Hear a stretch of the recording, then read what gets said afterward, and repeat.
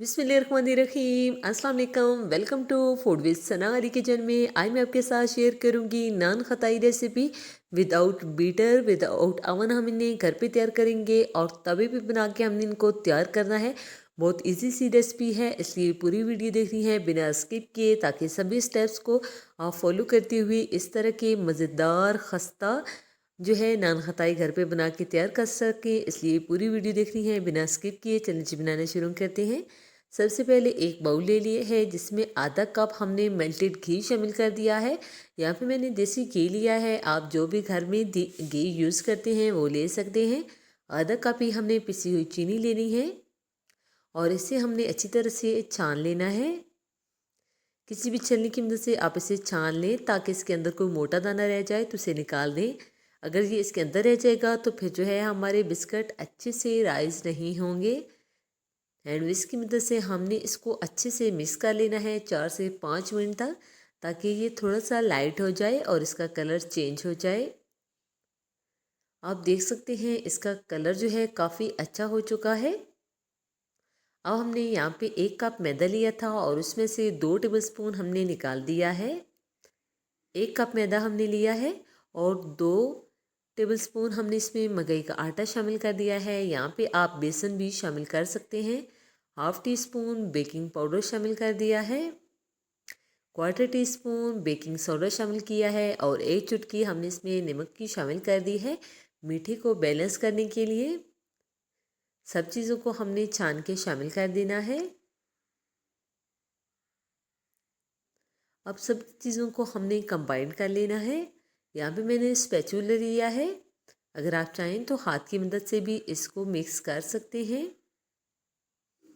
अगर आप ज़्यादा बनाना चाहते हैं तो आप सभी चीज़ों की जो है रेशो को डबल कर लें।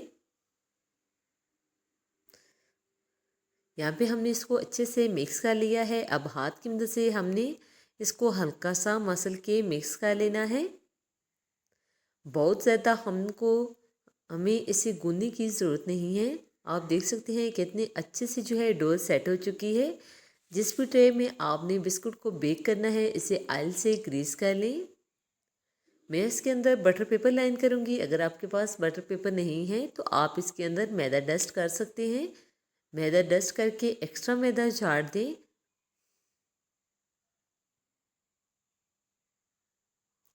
यहाँ पे मैंने इसके अंदर बटर पेपर लाइन कर दिया है।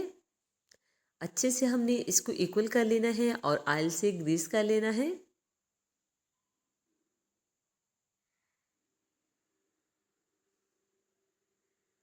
ग्रीसिंग अच्छे से कर लेनी है।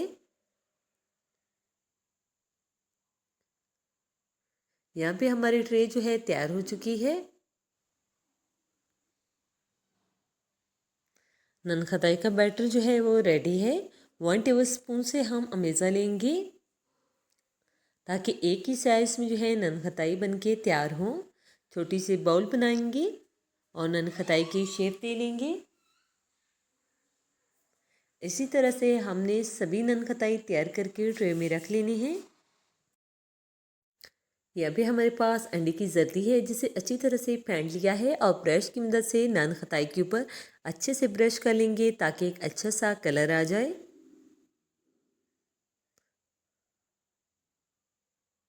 और इसके ऊपर सभी के ऊपर हमने अच्छे से बादाम लगा दिए हैं, जो कि हाफ हाफ थे। यहाँ पे हमने तवे को प्री हीट कर लिया है। ये नान खताई हम तवे पे बेक करेंगे। तवा प्री हीट हो चुका है, उसके ऊपर जालीदार स्टैंड रख के हमने ये बेकिंग ट्रे रख दी है और इसके ऊपर इस तरह का कोई पतीला रखेंगे, जिससे जो है इसकी हीट जो है वो बाहर ना निकले।